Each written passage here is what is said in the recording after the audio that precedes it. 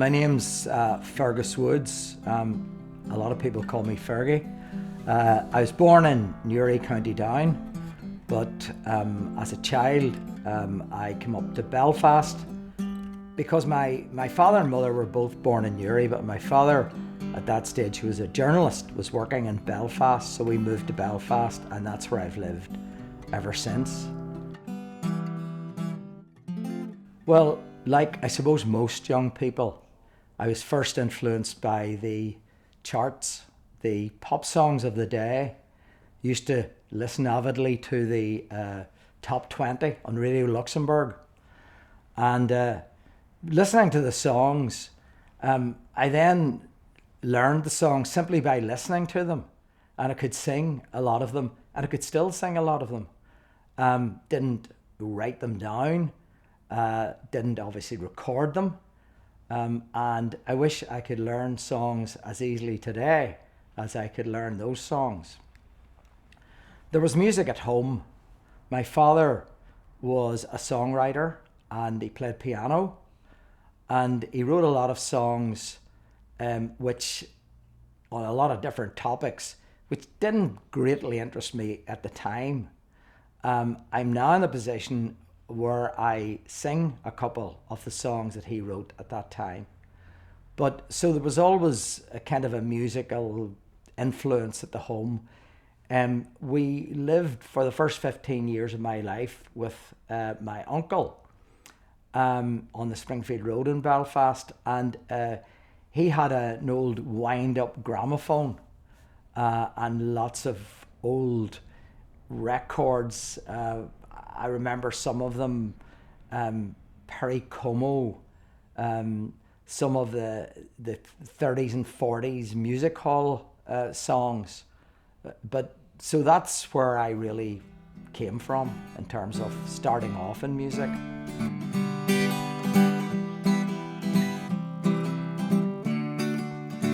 The swinging 60s were the best years of my life, with Bobby Darin singing Mac the Knife, Bobby V, Elvis P, Don and Phil Everly.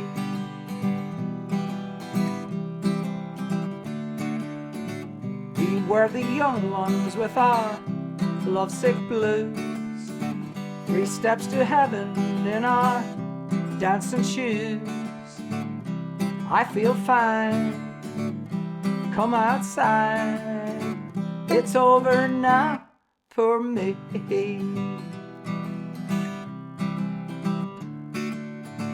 Oh, 1960s, I can't stop loving you.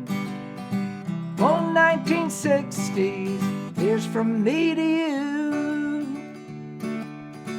Nell Shannon's run away with his latest fling.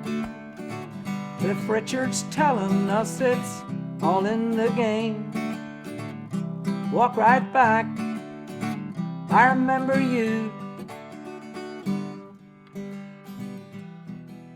Well, I think possibly inspired subconsciously by my father, who had written quite a number of songs. I decided that I would write some songs. I had at that stage written some poems, and I really enjoyed that experience of creating something yourself. Now, while it mightn't have fitted in totally with some of the traditional singing I was doing, it nevertheless was another avenue for me, a very enjoyable one. And most of the songs I wrote were either of personal experiences that I had, or places that I liked, which is along the lines that my father was writing as well. Places, featured in the songs, places that meant something to me for different reasons, or occasionally a historical event which I read about. I may have been aware of it at the time if it was fairly recent. Obviously, if it was a lot older, I read about it and created a song about it. So it's another part of what I do that I really enjoy, is that creating and inventing, thinking about what way to phrase the song, and trying to make sure that you'll remember that sometimes a pop singer would release a song and then they would release the next song and people would say, that's really like the first song, you know? So to try to make sure they were sufficiently varied and different from each other. But it's something that I have enjoyed doing, and I like getting the opportunity to perform when I can. Came out from Newry town along Rathfriland Road, down by the banks of the Clanrye River, I met a wise old man. He talked of how things used to be, with lane and field to ramble. Now how everything has changed, with bricks instead of bramble. Country roads and alum grove are in my mind forever, as I walk the city streets, I think of Wynne and Heather.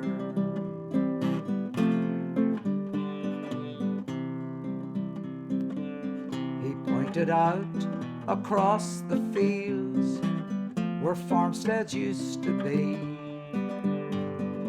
A concrete maze has now spread out and covered all the green. No tractor now to plough the land, no need for plough or baler. The blacksmith's forge is silent now, roads filled with trucks and trailers. Country roads and alum grove are in my mind forever,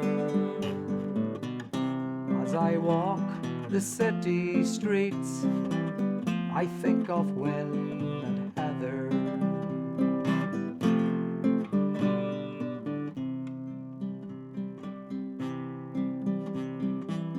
I told him I recalled those days.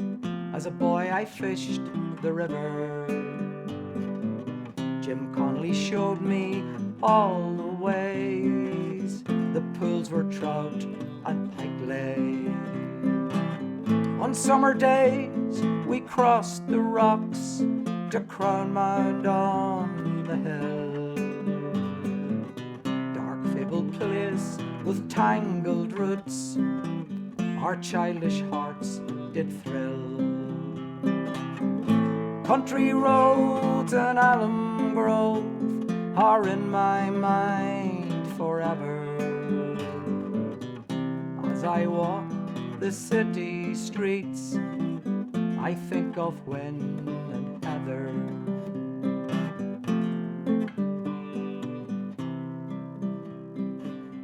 Those days gone past are but a dream.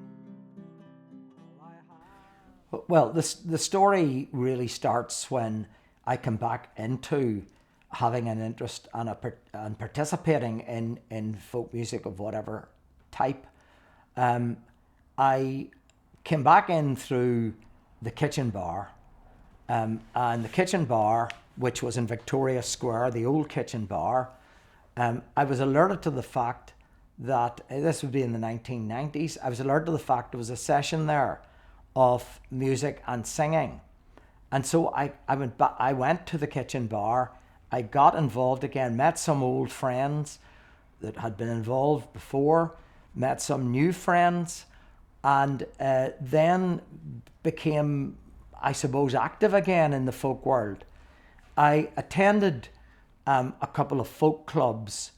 The first I think I went to after that was the Castle Folk Club in the Hercules Bar in Castle Street, and then that was became the Sunflower Folk Club when the Sunflower Bar opened in 1990.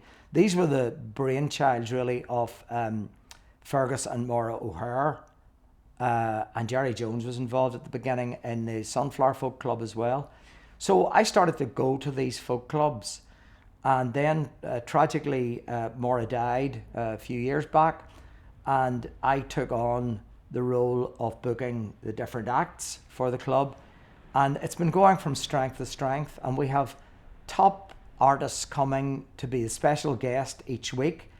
And uniquely, I say uniquely because this is the way it used to be in folk clubs, but not so much now, we have a spot for floor singers in the first half.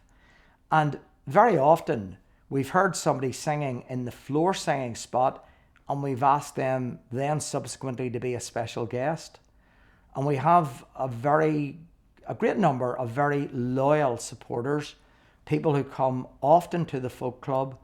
In fact, most of all the people active in folk music around Belfast have come at one stage or other to the Sunflower Folk Club. The Sunflower Folk Club gets its name from the old Sunflower Club in Corporation Street. And I was there occasionally, but it was during the period when I wasn't very much involved in folk music. So I am very much involved now. And it's worth mentioning that also in Belfast at the moment, there are 2 singing circles. Singing circles are all over the country, and they're basically less formal than a folk club. And generally speaking, no instruments are played. So there's one they're both in the American Bar at the moment. And one of them is the Belfast Singing Circle, and the other is a Nightingale Singing Circle. I would also go sometimes to the Down Singing Circle, which is in Bangor. So there's a pretty lively scene at the moment in terms of club activity. The hills and moors of Donegal, the winding road by dry stone wall, the cry of mountains sweet forlorn, lights and darks that seas adorn, pictured once in his keen eye, faces past and faces new, framed in canvas, brushstrokes set, every one immortal yet. Colours of my life, swirling mists of time, colours of my life, in rhythm and in rhyme.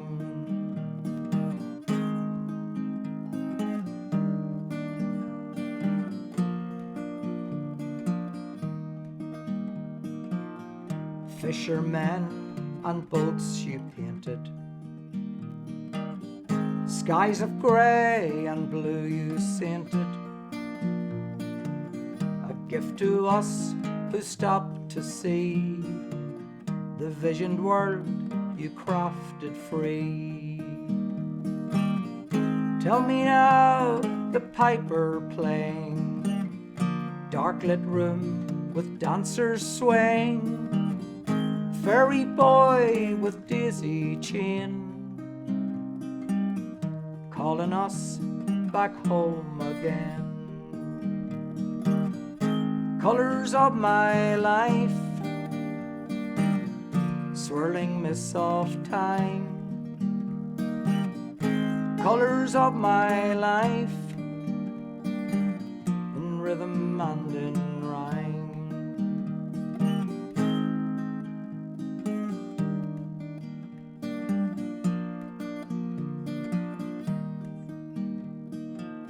Canal and steps of Newry town, quaint village squares of County Down, a pluck-eyed blade with earth and fire pulse me to my heart's desire. Cadence in your voyaged arms, the heat of Spain with breathless charms, saw beauty everywhere and bright, painted the colours of my life, colours of my life, swirling mists of time, colours of my life, in rhythm and in rhyme, colours of my life, colours of my life. Well, songs are written for different purposes, okay? Older pop songs used to be, or modern pop songs, are often written to be repetitive and easily learned and to create a mood more than to say something very specifically in the song. I'm really only interested in songs that tell some kind of a story. So whereas there are very good songs who just talk about, a topic like love or, romance or kind of the weather or something like that, I think that most of my songs, because I've already said what the topics were, I think most of them contain within them some kind of a story, some kind of a narrative. So for me, a song really needs to have a narrative to be interesting to me. In Belfast town by Victoria Square, there's a bar of long years standing. To knock it down is their intent, for the sake of retail planning. As I roved out on a Friday night to seek for recreation, I knew where I could find good beer and a verse or two to cheer me. Farewell to the days in the old kitchen bar, farewell to the crack and the laughter, farewell to the tunes and the songs and the beer. Make way for the house of Fraser. The jigs and the reels, they cheered our souls. The choruses were plenty. The pints were drunk till early morn, till our glasses and voices were empty. Farewell to the days in the old kitchen bar, farewell to the crack and the laughter, farewell to the tunes and the songs and the beer. Make way for the house of Fraser. The songs that I collected in County Monaghan, I published in a book. So they're there and people can avail of them. Now, the songs that I wrote myself, I have not recorded them. And I suppose at the moment, it could be said that they'll die with me, because they're not left, they're not there anywhere, and maybe that's an oversight on my part. The trouble, not the trouble, but the hassle in some senses of selling the book, whenever I published the book, it made me think, I wouldn't want to have a CD that I'm going around trying to sell or whatever. So kind of a laziness on my part, I suppose. And also, I need to have a belief that they're good enough, that it's good enough to record them. Although the thought of it does excite me in a way. At one stage I thought, what I'll do is I'll offer them to other people. I'll ask other people, would they sing them and record them, and with some instrumentation behind them other than my basic guitar playing. So yeah. Dirt and grime, a dumping ground, drinking den with litter strewn, landlord rule and student parties made a mess, the place in ruin. They turned it in to Wildflower Alley, where the plants and the flowers thrive. Peace and joy in Wildflower Alley, full of colour, so alive.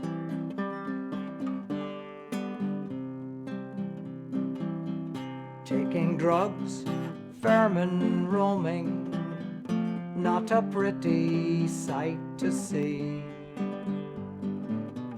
till the people rose to fix it, they brightened up the sorry scene. They turned it in to Wildflower Alley, where the plants and the flowers thrive.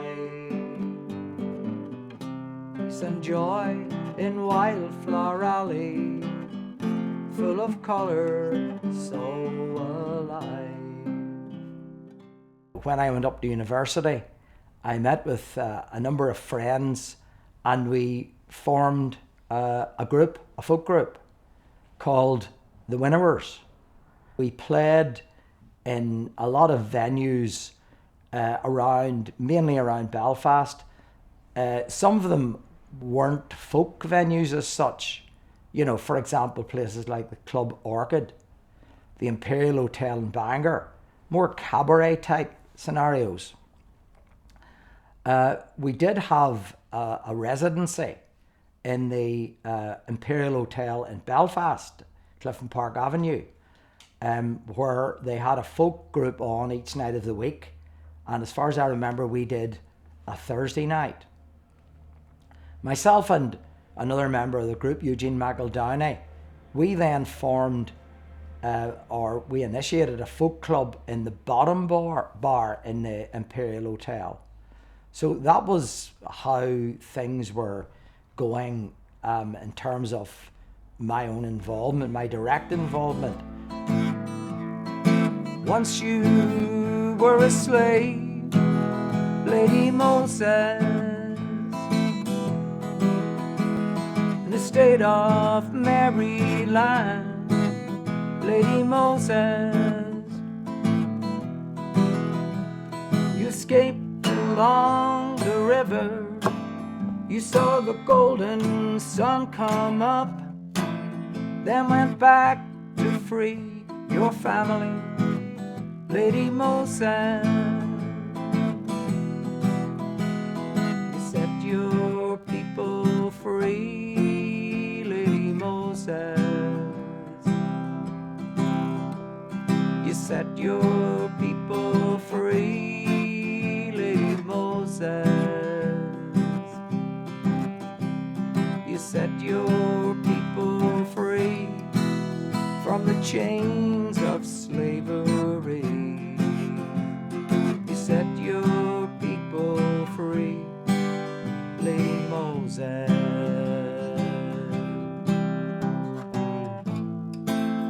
Hard route to freedom was the railway underground, guided by station masters. There was danger all around. Thomas Garrett and the Quakers, he got many hundreds through, and you never lost. Well, the publication, which is entitled Kind Friends Lend an Ear, Songs and Stories from County Monaghan, is available at the moment on Amazon, and I have a few copies myself of it, and it contains the songs from Tommy McCabe and members of Tommy McCabe's family, and also there is a website which you would be pointed to in the book, although you can look at the website without having the book, and it's just monaghansongs.com, and you will find there the first verse of each song is sung. A lot of books, most books I've seen, collections, they have musical notation along with them. There's not musical notation with that. because I thought, well, a number of people don't read music, and anyway, hearing somebody sing the song gives the phrasing, etc., etc. So that's all available, anyone who's interested. The Sunflower Folk Club takes place on a Thursday night in the Sunflower Bar in Union Street. And for a start, if you drop into the Sunflower at any time, you can find out on the board there who's going to be appearing in that particular week. We have a Facebook page, Sunflower Folk Club page, where I would do a write-up of the artist that's going to be appearing in any given week. And then after the event, I put another Facebook post up which would contain a few video clips of the main artist of the evening and photographs of everyone else who has performed there. And just to clarify, it isn't only singers. We have a few poets come along. We've had a dancer even, and we certainly have had musicians. So that's what happens every Thursday night in the Sunflower Bar in Union Street. In Mexico City, 1968, at the Estadio Olímpico, two black men stood on the podium, their heads were bowed down low. The medals they wore around their neck to prove how fast they had run, they needed to show to the rest of the world how their people were treated back home. They raised their gloved fists high in the air when the Star-Spangled Banner rang out, to show their support for the Black Freedom Movement, the price they would pay not in doubt. On the dais that day, a forgotten white man, an Australian Peter Norman by name, the second place runner between them with silver. In his eyes they saw fear but no shame. We salute you, Peter Norman, a special day now bears your name, to remind us all people are equal and no one should have to bear shame. Now Carlos and Smith were expelled from the village, sent back to their homeland disgraced.